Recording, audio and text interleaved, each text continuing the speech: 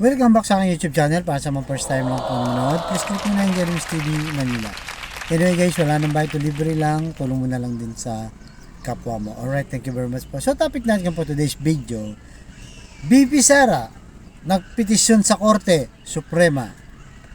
Gusto niyang ipabasura itong naging controversial na 125 million confidential fund na ginastos sa loob lamang ng 11 days. Yan guys, kasi nga alam naman natin last year, ito yung isa sa mga nagpabagsak.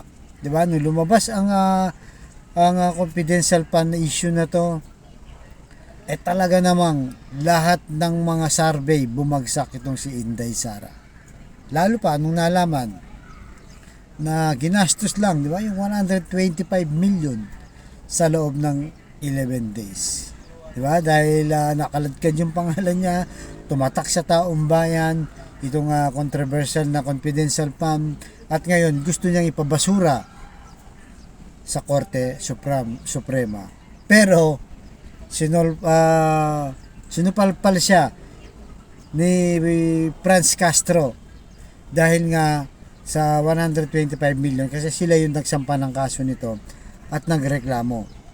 So una, ang sabi nito ni Sara Duterte guys, the petition are mere apprehension and speculation about contingent funds or confidential funds which does not constitute a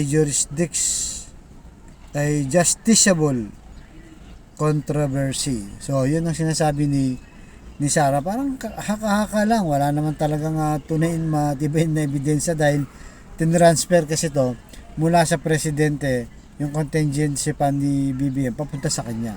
So yung mga DDS vlogger sinasabi nila, bakit si Sara ang pinupuntiryan nyo? Ang nagbigay, di ba, si BBM yung Malacanang. Yun ang katwiran ng mga DDS. Pero siya yung gumastos, di ba? Siya yung gumastos. Kaya kailangan siya yung magpaliwanag talaga kung saan ba niya nilagay itong 125 million.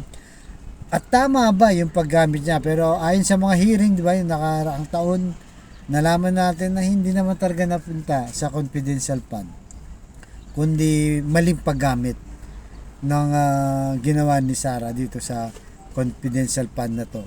Kaya ang sabi nga ni Akpartilis, ang sabi niya, this illegal and unconstitutional transfer of 125 million to the office of the Vice President for confidential fund violated all rules on the proper use of such funds. So yun guys, di ba? Sinasabi ni Franz Castro na illegal yan ginawa nyo. Kasi nga sinasabi ng mga ibang abogado, even dati si Senate President, former Senator Franklin Drilon, di ba? At si Coco Pimentel na naging Senate President din, na illegal talaga yan. Kasi yung pag-transfer ng pondo, kailangan may alam yung Kongreso. Di ba? Kung maalala nyo guys, di ba? Pagka nagkakaroon ng mga budget, di ba? Dinadaan lahat yan sa Kongreso. Kaya kung meron ng talagang budget at gustong ilipat, kailangan malaman ng Kongreso. Pero this time, walang nakakaalam nito.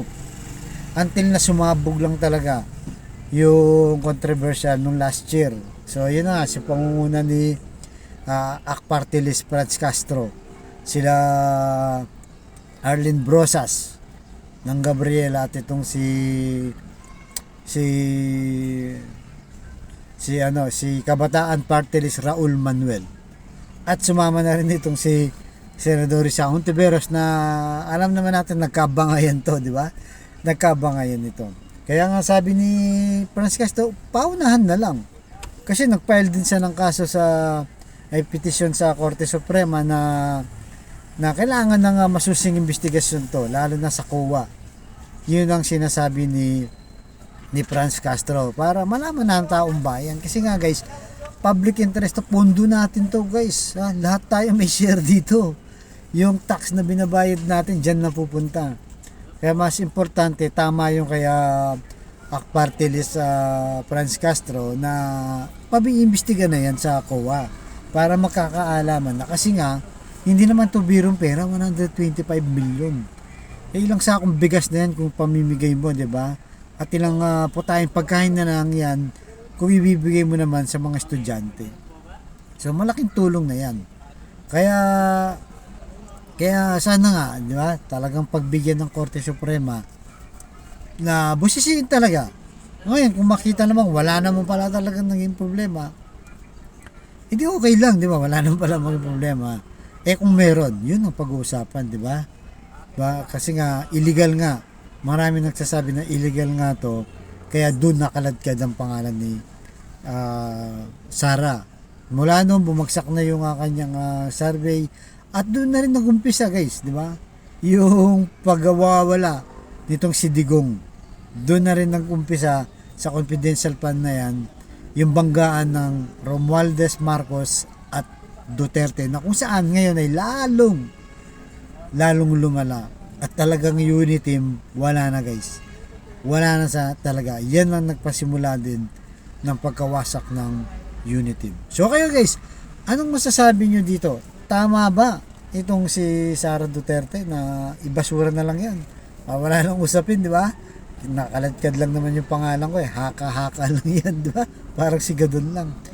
Pero itong si Franz Castro, hindi, paunahan na lang.